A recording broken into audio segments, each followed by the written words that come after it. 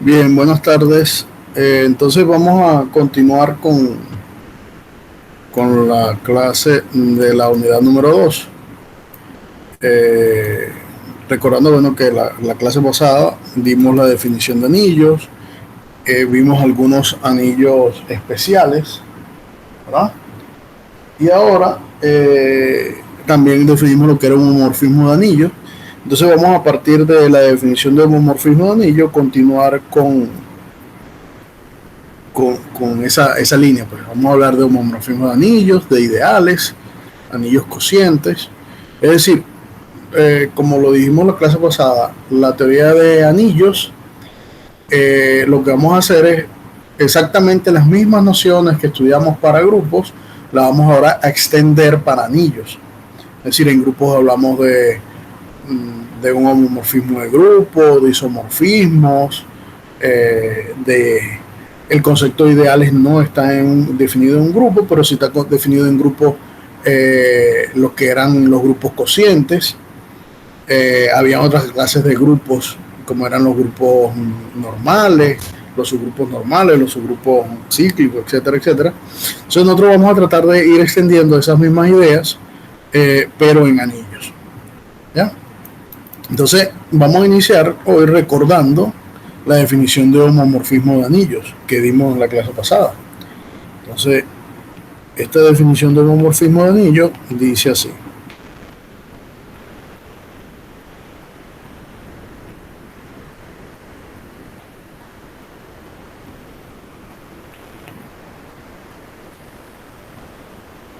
Sean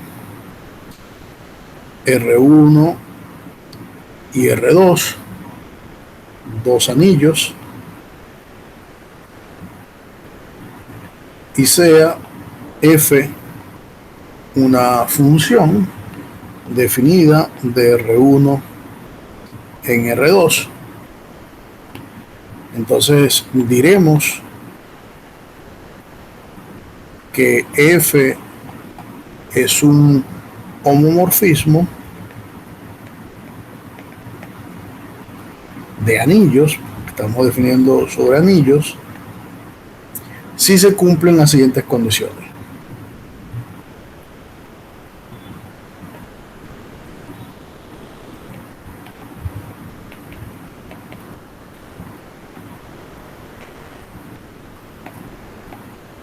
Para todo A y B en R1, el anillo R1, se satisface, primera condición, que f de A más B sea f de A más f de B, y segunda condición, que f de A por B sea f de A por f de B. Es decir, que de alguna manera podemos hacer una analogía con, ya que ustedes están viendo el curso de álgebra lineal, ya han visto espacios vectoriales, que este homomorfismo de anillo es como especie de una transformación lineal entre espacios vectoriales, ya que es lineal con respecto a la suma y es lineal con respecto al producto. Es decir, que f de la suma es la suma de la f evaluada en esos elementos, y f de un producto de dos elementos es el producto de la función evaluada en esos elementos. Entonces, sencillamente, cuando nosotros estamos en presencia de una función que satisfaga estas relaciones entre dos anillos, diremos que entonces esa función se le llama un homomorfismo de anillo. Entonces, la idea, ¿verdad?, es más o menos ir dando nociones para saber de qué manera nosotros podemos ir agregando propiedades a esos homomorfismos, ¿ya? Entonces, una forma equivalente o una forma de demostrar cuando una función es un homomorfismo es similar a la que hicimos en el caso de teoría de grupos, ¿ya? Y esa la podemos anunciar en el siguiente lema. Decíamos que si f es un homomorfismo, si f es un homomorfismo,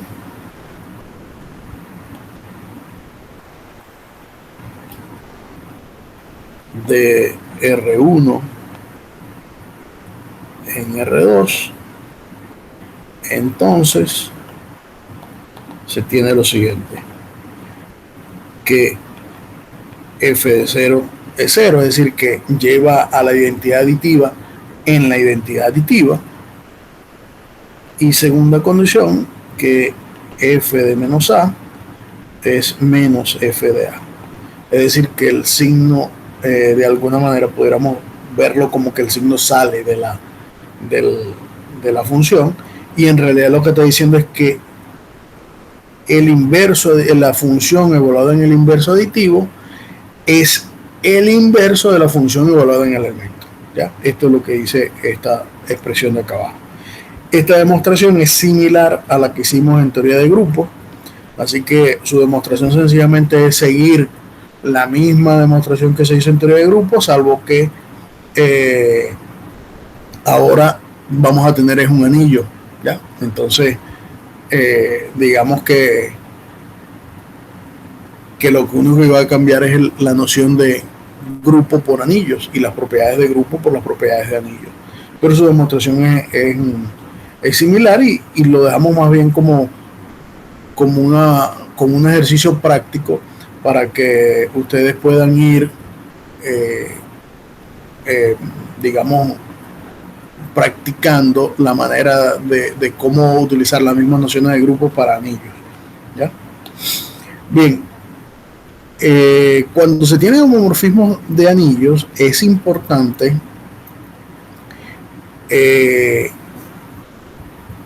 que se satisfaga una cosa, o no siempre es cierto esto. Por ejemplo, si yo tengo R1 un anillo,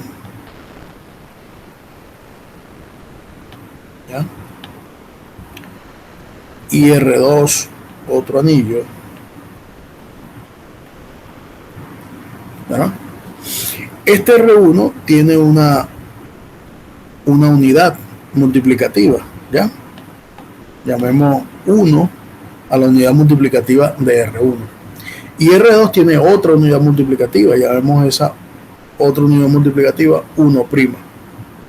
Una de las cosas que importan o que son interesantes estudiar es cuando, si yo defino sobre R1 y R2 un homomorfismo, es decir, yo defino un homomorfismo phi de R1 en R2, entonces una de las cosas que a veces propiedades que son importantes es qué pasa con la unidad cuando yo le aplico phi a la unidad. ¿A dónde va a dar?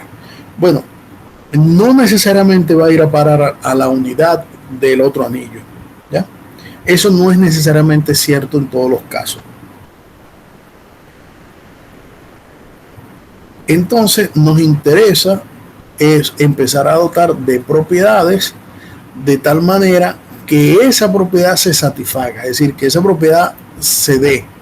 Y cuando esa propiedad se dé, entonces nos interesa saber cómo se llama ese conjunto, es decir, qué propiedades tiene ese conjunto y ese tipo de cosas. Bien, y eso nos lleva entonces a estudiar la misma noción que estudiamos en teoría de grupos, es decir, quién es el núcleo de ese homomorfismo de anillos.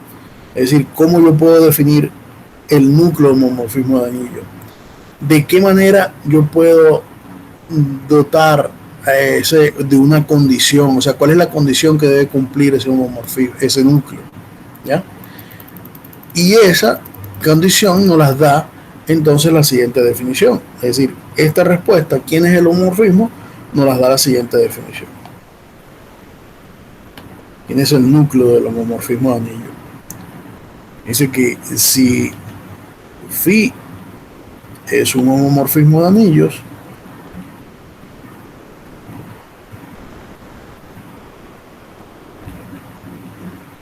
R1 en R2,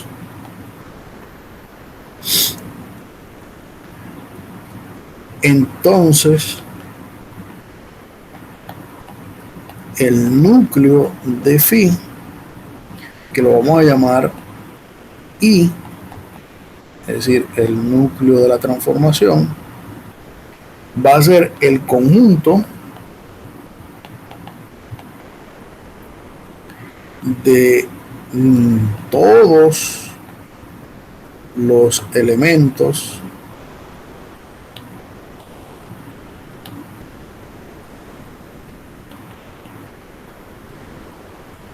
de R1 tales que phi de cualquier elemento de R1 es 0, donde 0 es un elemento que está en R2. Es decir, esa es la identidad aditiva de R2. Entonces, en pocas palabras, en forma simbólica, nosotros el núcleo de una de un homomorfismo sencillamente va a ser el conjunto de todos los elementos que están en el anillo R1, tales que cuando le aplico phi a ese elemento me da 0. Ese entonces es el núcleo de transformación. Y fíjense que ese núcleo de transformación satisface las mismas condiciones de, o sea, está definido de la misma manera que en la teoría de grupo. ¿Ya? Es decir, salvo que en la teoría de grupo era la identidad del grupo, y aquí en la teoría de anillo es la identidad del grupo aditivo generado por el anillo. Porque si recordamos, cuando R1 con la suma y el producto se dice un anillo, se satisfacen 4 propiedades, y una de las propiedades es que R1 con la suma sea un grupo, ¿ya? Y en la suma el elemento de identidad es el 0. Entonces tiene sentido definir el núcleo de la misma manera que decíamos para anillo, pero sencillamente ahora dándolo solamente para el grupo aditivo de R. Es decir, la identidad para nosotros va a ser la identidad aditiva del grupo generado por R1.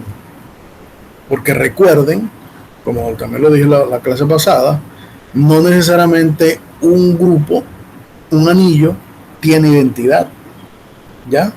Porque la identidad es la que asociamos a la propiedad multiplicativa, a la operación multiplicativa. Entonces, no necesariamente un grupo siempre va a tener identidad.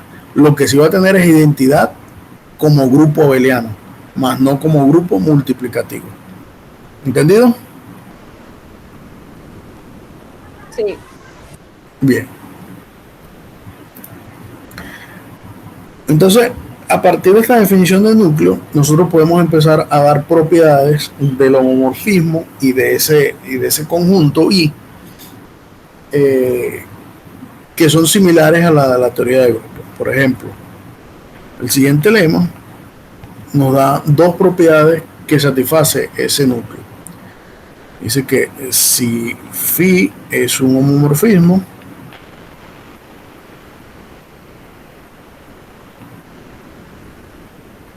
de R1 en R2 con el núcleo de phi, es decir, con el núcleo I igual al ker de phi, entonces se verifican 2 cosas. 1,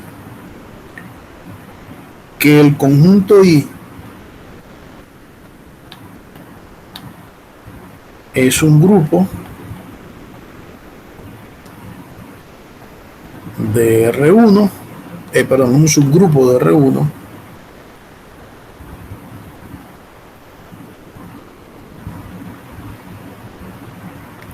bajo la adición.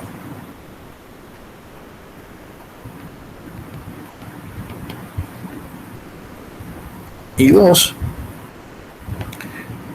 que si tomamos un elemento en I y un elemento en el anillo, entonces AR y RA pertenecen ahí, ¿ya? Entonces, si traducimos un poco esto que está allí dicho, fíjense, R1 con la suma es un grupo abeliano. Entonces, la primera condición lo que dice es que ese conjunto I es un subgrupo de R1, ¿ya? Y eso es el mismo resultado que nosotros probamos en la teoría de grupos, que si yo tenía un grupo o una operación, ¿verdad? Entonces el núcleo del homomorfismo de un grupo en otro, de un grupo G1 en un grupo G2, era un subgrupo del grupo G1. Es decir, que estamos garantizando exactamente, estamos diciendo la misma propiedad que satisfacía para grupos, también la va a satisfacer para anillos. Y la segunda, lo que dice es que como I es un subgrupo, si usted toma un elemento de A y lo multiplica de I, un elemento de I, y lo multiplica por cualquier elemento del anillo, ese producto también es un elemento de I. ¿Ya? Eso es lo que dice esa segunda parte. Es decir, que él absorbe, que dado cualquier elemento del núcleo, y si usted toma un elemento del anillo y lo multiplica por ese elemento del grupo, también va a ser un elemento del grupo. ¿Y por qué satisface eso? Esa propiedad es muy, muy importante y muy sencilla de demostrar. Y la pregunta sería, bueno, pero ¿por qué satisface eso? Bueno, por lo siguiente. Como phi es un homomorfismo, si yo le aplico phi a A por R, ¿qué me va a dar? Bueno, como es un homomorfismo, esto es phi de A por phi de R. Pero como A es un elemento del núcleo, es decir, del ideal, que es el núcleo de phi, si alguien está en el núcleo de phi, cuando yo le aplique phi, la propiedad que tiene es que cuando yo le aplique phi, eso me da 0. Entonces, por un lado, esto me da 0 por phi de R, y nosotros, dentro de un anillo, sabemos que si yo multiplico 0 por cualquier elemento del anillo, eso me da 0. Análogamente, para el otro caso, phi de R por A también satisface lo mismo, que esto es phi de R por phi de A, y vuelvo a aplicar la misma analogía, y entonces sale inmediatamente que la segunda propiedad es también cierta, ¿ya? Y queda demostrado así. Es decir, que la demostración es muy fácil. De todas maneras, en el material hay una demostración de esto, pero sería bueno que ustedes trataran de reconstruir esa demostración utilizando las definiciones que hemos visto y todo eso, para que se den cuenta que es muy sencillo, ¿no? Sí, veamos un ejemplo de esto que acabamos de decir. Supongo que tengo dos anillos, cualesquiera, pongamos R1 y R2, dos anillos arbitrarios. Y yo defino a phi de R1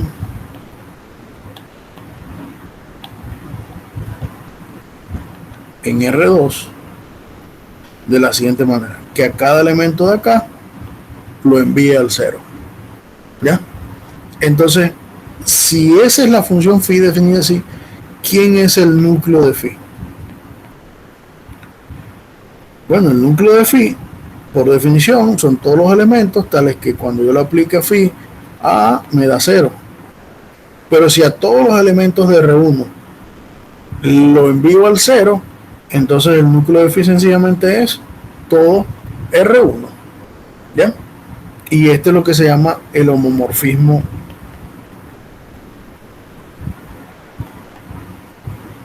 nulo, ¿ya? Ese es el homomorfismo nulo. ¿Por qué? Porque sencillamente a todos los elementos los estoy mandando al 0, los estoy anulando. Bueno, supongamos que tenemos los mismos dos anillos y voy a definir entonces ahora el homomorfismo de R1 en R2 como que a cada X lo envío, vamos a poner la misma notación, que a cada A lo envío en A, ¿ya? Entonces, ¿quién cree usted que va a ser, ustedes que va a ser el núcleo de esa transformación?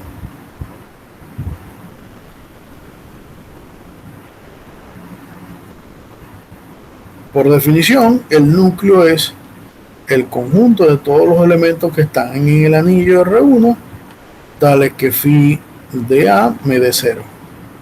¿Cuál es el único elemento o cuáles son los elementos que phi de A me da 0? Bueno, el único elemento que ocurre eso, por la definición del homomorfismo, que es como si dejara eso fijo, el único que hace eso es el 0. Es decir, que el núcleo de este homomorfismo es solamente el 0. Es decir, es el único que lo envía allá. ¿Entendido? Sí. Bien.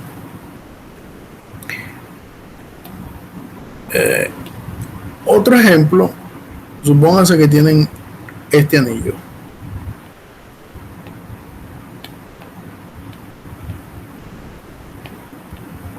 Yo voy a definir ese anillo, J raíz de 2. ¿Quién es ese anillo? Primero vamos a definirlo, ¿quién es ese anillo? Este es el conjunto de todos los elementos de la forma m más n raíz de 2, tales que m y n sean números enteros. ¿Ya? Ese es un anillo bajo la adición y la multiplicación usual, y es muy fácil comprobar que esto es un anillo. Entonces, como ejercicio, vamos a dejar verificar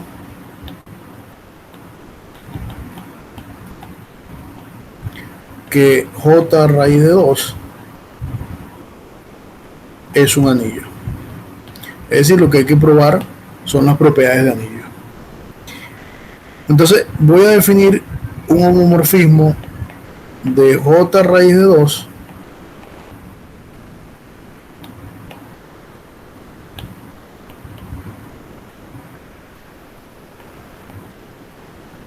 en el mismo.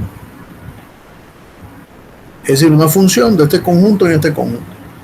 Y la defino que a cada elemento de aquí, que es de la forma m más n raíz de 2, lo envíe en un elemento de la forma m menos n raíz de 2. ¿Ya? ¿Quién es el núcleo de ese homomorfismo? Es decir, yo tengo que conseguir todos los elementos de la forma m más n raíz de 2,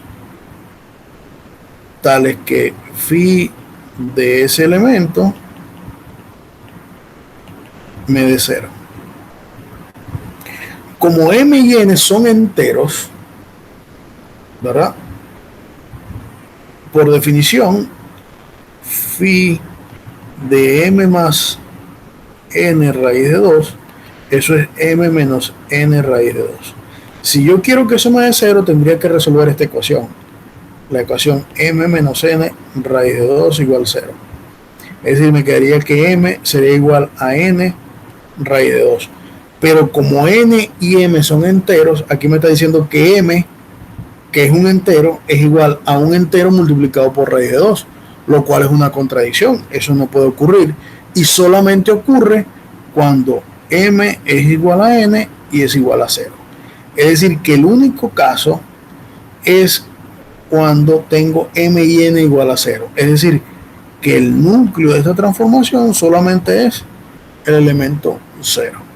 ¿Ya? ¿Se entiende eso, muchachos?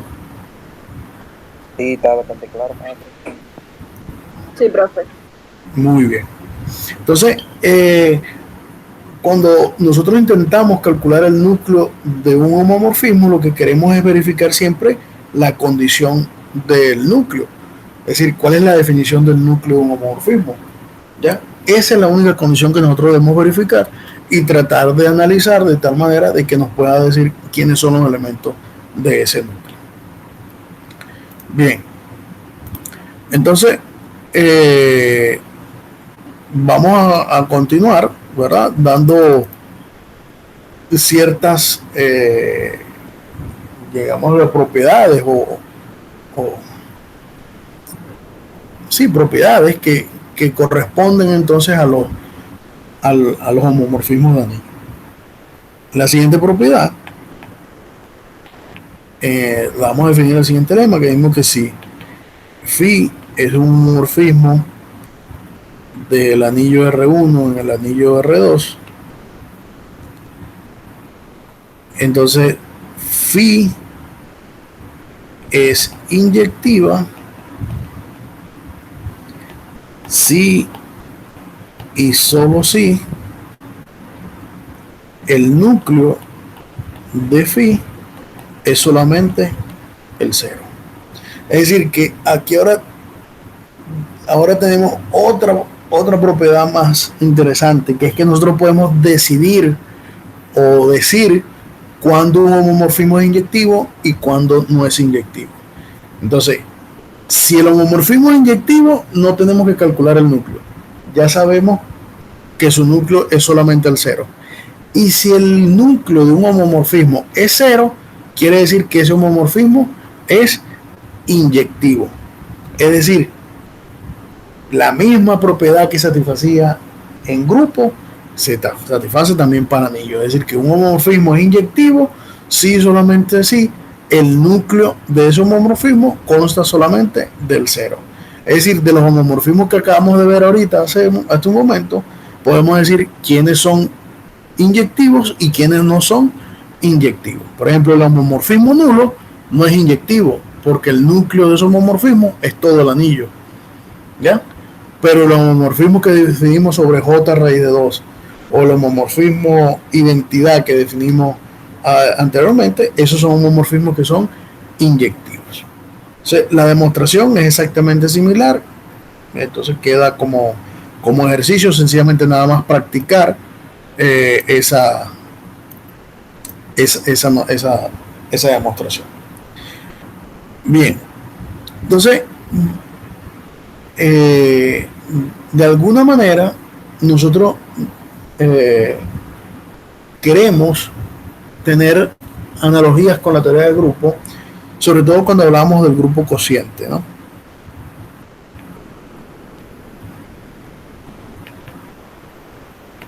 ¿Se recuerda a alguien quién era el grupo cociente?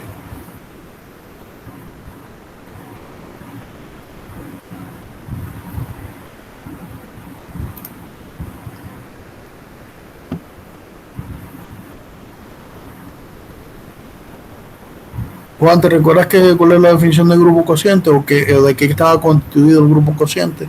¿O Leslie?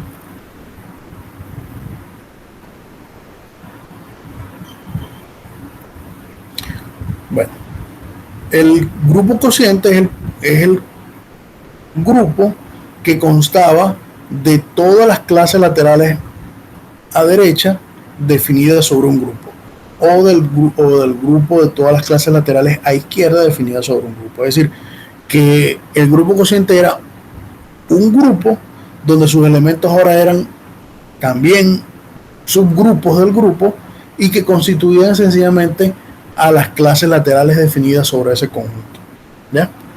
Entonces, la idea es ver ahora de qué manera yo puedo también construir como especie de un anillo cociente, ¿ya? Entonces, y darle esa estructura de anillo cociente. Entonces, vamos a hacer una especie de una construcción y después vamos a ir mostrando algunas propiedades de ese anillo cociente, ¿verdad? Y definiendo en realidad lo que es un ideal. A partir de allí vamos a definir lo que es un ideal. Entonces, bien, vamos a definir phi, un homomorfismo de un anillo R1 en un anillo R2, ¿verdad?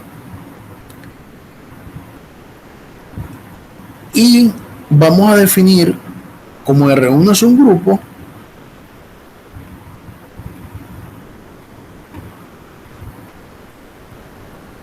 vamos a definir este conjunto R1 sobre el ker de phi. ¿Eh? Ese es un grupo cociente, ¿ya? Y nosotros vimos de los teoremas de isomorfismo que si phi era un isomorfismo de R1 en R2, ¿ya? Entonces uno podía establecer un isomorfismo entre R1 y el núcleo de phi con R2, ¿ya? Es decir, había un isomorfismo allí y entonces lo que hacía era que este grupo, este conjunto R1 sobre el Kerr de phi sencillamente termina siendo un grupo. Es decir, este grupo cociente es un grupo con la suma. Este es un grupo y le llamamos este grupo cociente, ¿ya? Y como en realidad R1 es un anillo, entonces nosotros sencillamente ese conjunto R1 sobre el Kerr de phi va a terminar siendo un anillo cociente. Es decir, eso es lo que nosotros queremos ahí. Entonces, ¿cómo son los elementos de ese grupo cociente?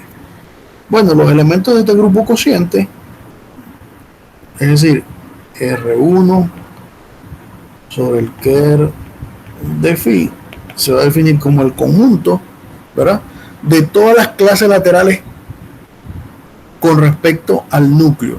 Es decir, que los elementos de este conjunto R1 sobre el Kerr de phi se van a hacer sencillamente el Kerr de phi más A, donde A pertenece a R1, ¿ya? Y entonces, fíjense que esta es la misma definición de las clases laterales, es decir, salvo que la operación acá es o sea, si recordamos una clase lateral, HA, era el conjunto de todos los H por A, donde H estaba en H y A estaba en G, ¿ya? Es decir, sigue siendo lo mismo, salvo que ahora la operación aquí no es la multiplicativa, sino que es la aditiva.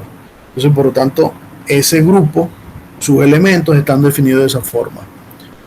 Para determinar cómo es la operación aquí, bastaría probar, o sea, basta ver que si nosotros tomamos un elemento aquí, por ejemplo, el Kerr de phi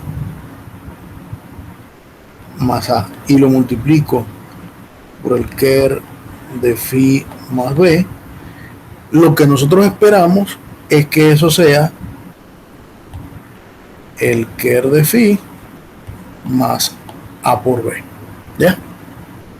Para que sea un producto que esté bien definido, es decir, que el producto de dos elementos de acá, como están en el grupo, tienen que ser un elemento también del grupo, es decir, escrito de la misma manera en como está allí.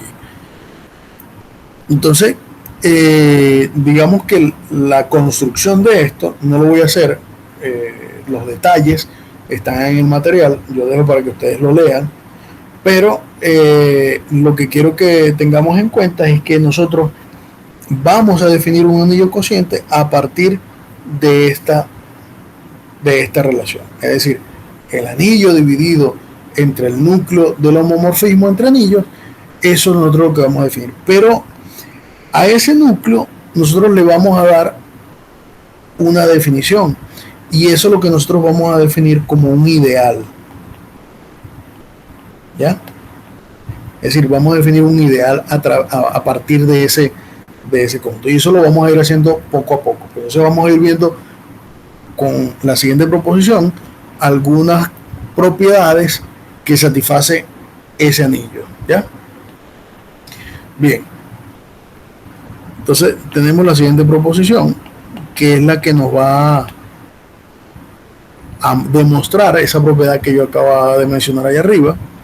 Dice que sea R un anillo y J un subconjunto de R que es un ideal. Ya nosotros definimos lo que es un ideal, ¿verdad?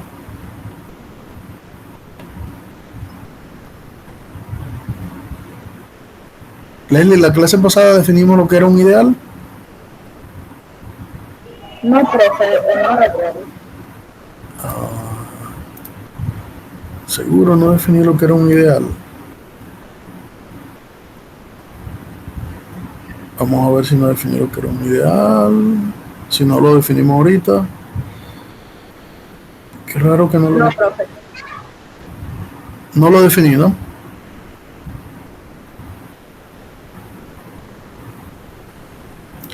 Bien, vamos a definir lo que es un ideal primero entonces. Para... Qué raro que no lo agregué en la...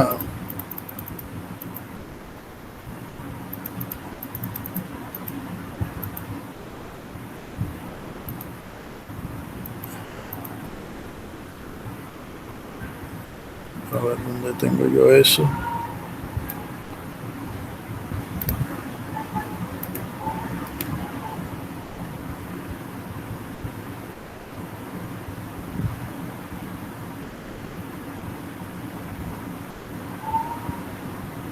Bueno, vamos a buscarle. Vamos a definir lo que es un ideal entonces.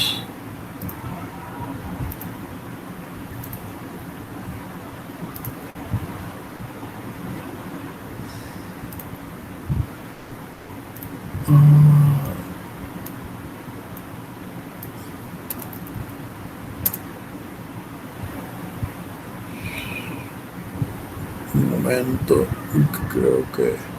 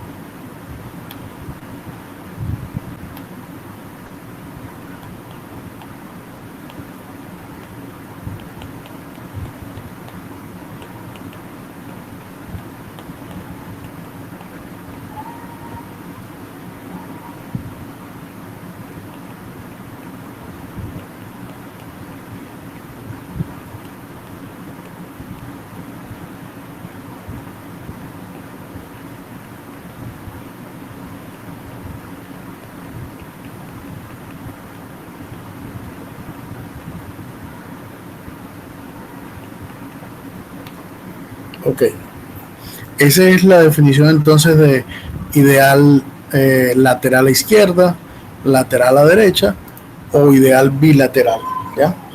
Es decir, es lateral a izquierda si I es un subgrupo de R aditivo y AR está en R. Entonces ideal a la izquierda. Si es ideal a la derecha, RA está en R, y si es ideal bilateral, tanto AR como RA están en R. ¿Ya? Esa es lo que es la definición de un ideal, ¿no? Entonces, nosotros en el lema pasado, lo que mostramos era que el núcleo era un ideal del anillo R, ¿ya? Si recuerdan el lema anterior que enunciamos, lo que decía era exactamente eso, que si yo tenía, vamos a buscar el lema,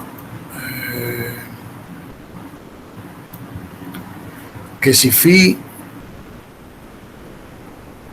era un homomorfismo de R1 en R2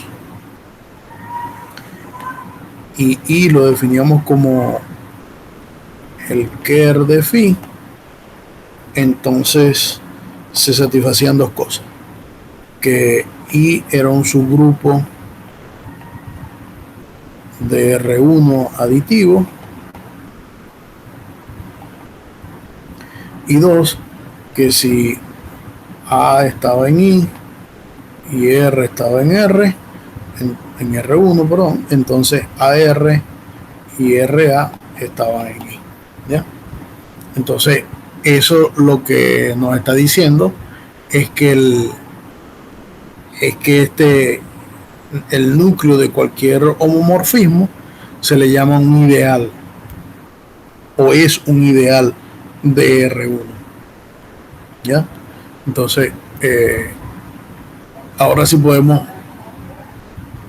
enunciar la proposición que teníamos, que es la siguiente: que si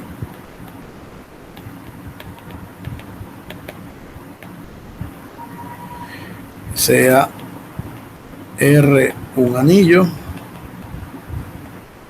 y J un subconjunto de R,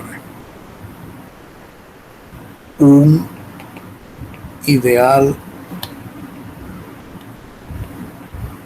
de R, entonces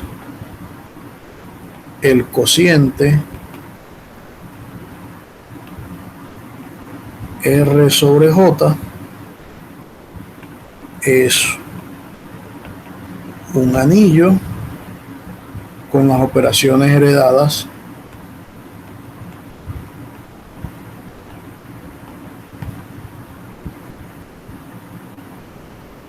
de R1, es decir, la suma y la multiplicación. ¿Ya?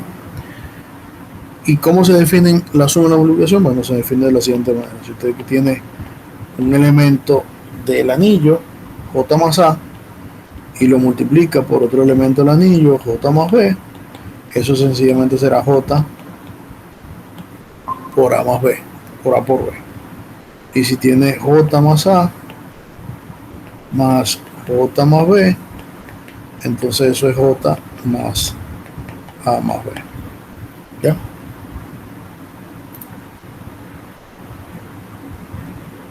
Esa entonces es una propiedad que nos permite ahora definir al conjunto cociente R sobre J como un anillo.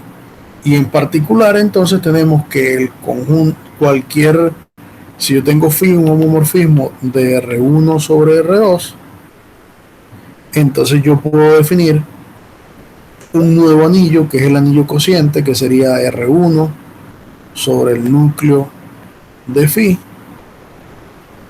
con la suma y el producto. Entonces esto es un anillo cociente, ¿ya? Es decir, como ya sabemos que el núcleo es un ideal, entonces por la proposición anterior, ese conjunto va a ser un anillo y es el que nosotros vamos a llamar el anillo cociente. ¿Entendido?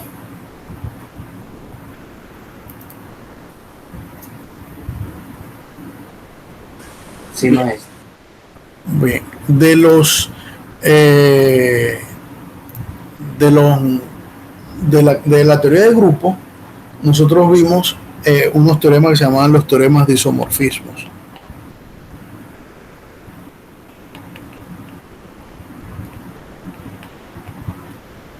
¿Ya? Los teoremas de isomorfismo lo que permitían era clasificar por clases a los grupos que eran isomorfos, es decir, a los grupos que eran idénticos en estructura, más no necesariamente idénticos en el nombre de sus elementos. ¿Ya? Entonces, para la teoría de anillos también hay un teorema equivalente al teorema de isomorfismo de grupos, que es el teorema de isomorfismo de anillos, ¿ya? Y que en este caso lo agruparemos en un solo teorema. Antes eran tres, ahora vamos a agruparlo en un solo teorema, y dice lo siguiente: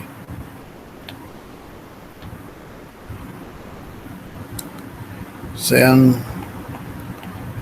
R1 y R2 dos anillos, y digamos phi un homomorfismo que va de R1 en R2, un homomorfismo de anillos, sea I el núcleo de phi. Entonces se verifica lo siguiente: uno, que el cociente, el anillo cociente R1 sobre I es isomorfo a la imagen de phi. ¿Ya? 2, que si J es un ideal de R2 y phi es sobreyectiva, entonces R1 sobre la imagen inversa de phi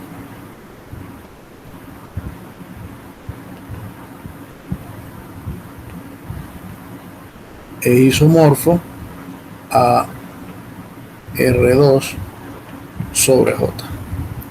Y la última, que no me entra aquí, es que existe una correspondencia biyectiva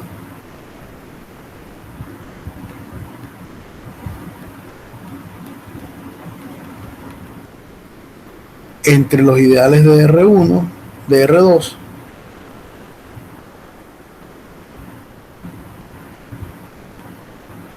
y los ideales de R1. ¿Ya? Entonces esos serían los tres, digamos, los tres propiedades, los tres teoremas de isomorfismo agrupados en el teorema de isomorfismo para anillos. ¿Ya? Dime. En la primera propiedad que dice que el grupo cociente o el anillo cociente es isomorfo a la imagen de phi.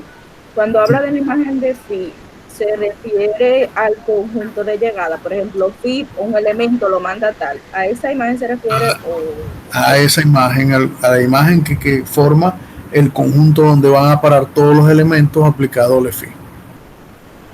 Recuerden que bien, si phi es solamente inyectiva, ¿ya? La imagen de phi no tiene por qué ser todo R2, ¿ya? Para que sea todo R2 tiene que ser sobreyectiva. Ahí sí la imagen de phi sería todo R2, y entonces tendría que, como phi es sobreyectiva, pero los homomorfismos no necesariamente todos son sobreyectivos. Entonces sencillamente nos interesa el caso de que sea, que por lo menos sea inyectivo, ¿ya? Entonces, bueno, era eso. Bien.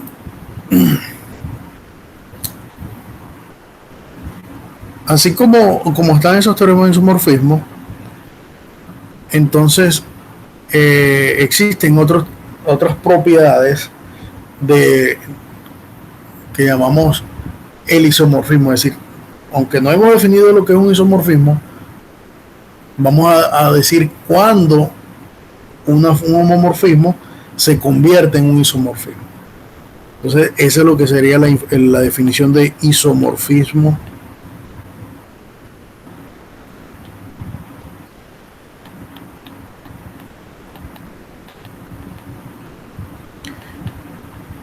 Isomorfismo de anillos.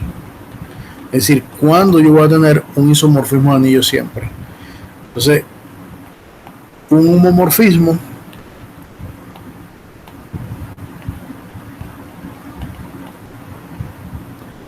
de R1 en R2 se dice que es un isomorfismo si phi es inyectivo. Es decir, que ahora, si el homomorfismo es inyectivo, entonces nosotros vamos a estar en presencia de un isomorfismo entre el anillo R1 y el anillo R2. ¿Ya? ¿Entendido? Correcto. Pero maestro, ¿usted podría ilustrarlo con un ejemplo, por favor? Por ejemplo,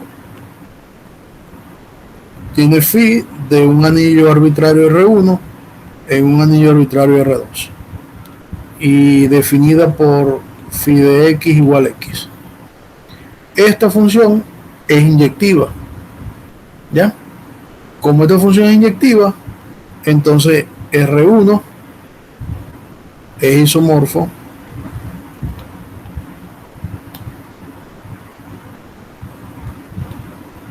a R2. ¿Ya? Es el más sencillo.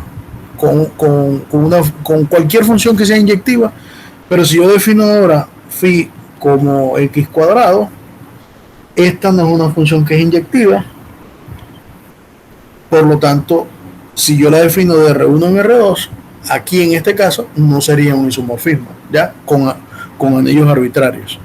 Tendría que definir anillos para que esta función se pase a ser inyectiva, y en ese caso entonces no tendría problema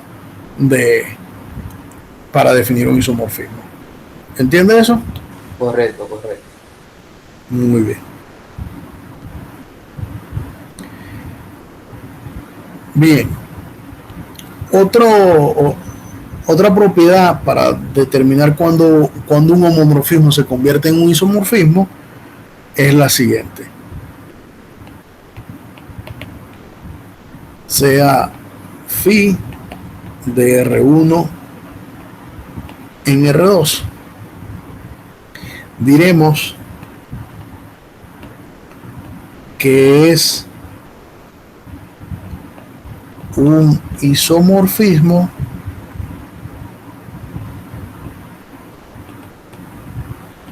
si y solo si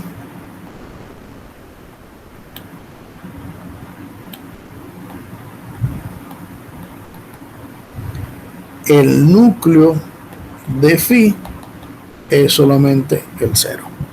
Es decir, que no solamente que la función sea inyectiva, si es complicado determinar si la función es inyectiva o no, si el homomorfismo que definir es inyectivo o no, entonces paso al siguiente hecho, y es sencillamente comprobar que el núcleo de ese homomorfismo se conste solamente del cero, y con eso entonces estaría probando que ese homomorfismo es un isomorfismo, y por lo tanto R1 es isomorfo a R2. ¿Entendido? Sí, Ok. Entonces, bueno, eso es con... Entonces, para determinar isomorfismo en anillos, entonces sencillamente basta comprobar alguna propiedad que satisfaga isomorfismo. O bien sea inyectivo, o bien sea que el núcleo sea solamente el cero, o cualquier otra propiedad de las que hayamos visto anteriormente en teoría de grupo que sea también válida para teoría de anillos. ¿Ya? Bien. Eh, vamos a dejar la clase por hoy aquí, ¿verdad? Y entonces en la próxima clase vamos a comenzar con lo que son los ideales maximales. ¿Ya? Yo hoy en la noche cuando suba la, el video, les voy a subir la clase de ideales maximales para que ustedes lo lean y entonces la próxima clase ya vengan con algo más de noción. Una pregunta, ¿ustedes pueden reunirse el viernes también conmigo para avanzar en la unidad y así recuperar un poco las clases? yo creo que está bien. No sé si los Otoniel y les gustan otra cosa. Yo no tengo nada programado. ¿Cómo, Leslie? Sí, también estoy de acuerdo. Yo estoy de Ok. acuerdo, no tengo nada programado. Pero maestro, ¿puede en la tarde o en la mañana? No, en la tarde, a la hora de clase. Ah, O bueno. ustedes pueden en la mañana. Yo creo que sería mucho mejor en la mañana, la hora que tomamos la última vez. ¿A qué hora podemos entonces en la mañana? La otra vez yo creo que se tomó de 11:30 a 1 y algo, ¿no fue? Ah, ok. Entonces, ¿les parece mejor de 11:30 en adelante? Por- Es más cómodo, supongo. sí, exactamente. Ah, bueno, entonces, ¿a las 11 o a las 11:30? Usted nos dice, pues nosotros A estamos las 11 libres. así terminamos. Ok, a las 11 entonces. Está bien. Exacto. Entonces, Ah, nos vemos el viernes. Tengo que agendarlo porque ya hoy se me había olvidado. De 11 en adelante. ¿Ya? Ok. Hasta que terminemos. Bien, entonces, bueno, siempre. que pasen entonces feliz tarde y nos vemos el viernes entonces. Sí, maestro, igual.